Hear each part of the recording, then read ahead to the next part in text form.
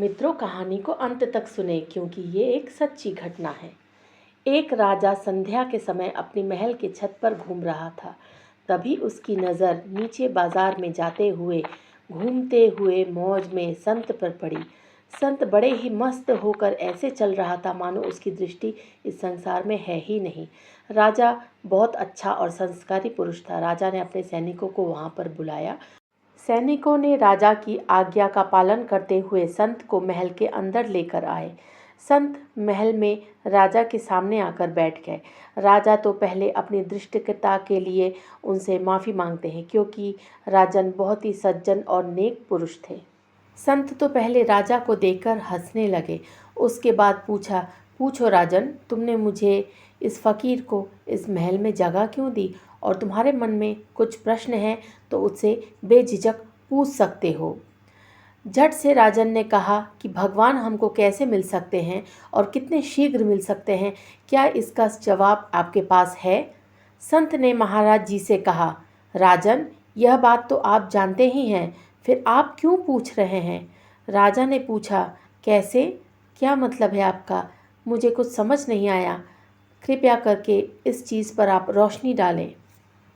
संत ने राजा से कहा, यदि मेरे मन में आपसे मिलने का विचार आता तो कई अड़चनें आती और बहुत ही देर लग जाती। पता नहीं मिलना कभी संभव हो भी पाता या नहीं। पर जब आपके मन में मुझसे मिलने का संकल्प आया तब आपको कितनी देर लगी राजन? इसी प्रकार यदि प्रभु जी के मन में हमसे मिलने का विचार आ जाए तो फिर उनसे मिलने में देर नहीं लगेगी। राजा ने पूछा, पर प्रभु जी के मन में हमसे मिलने का विचार क्यों आएगा? महाराज जी ने कहा, यानी कि संत ने कहा, आपके मन में मुझसे मिलने का विचार कैसे आया?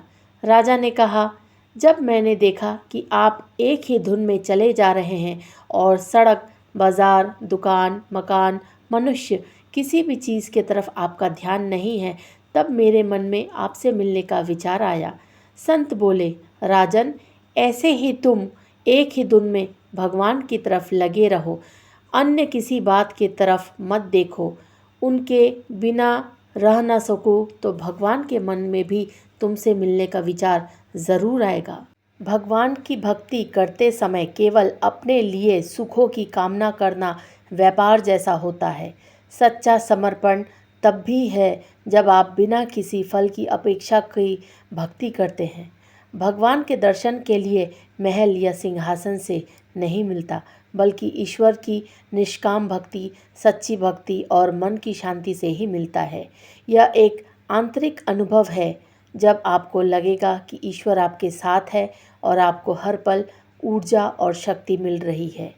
ये आप निजी अनुभव से महसूस कर सकते हैं। संसार में होते हुए भी अपने मन को ईश्वर की चरण में लगाना, यही दर्शन है।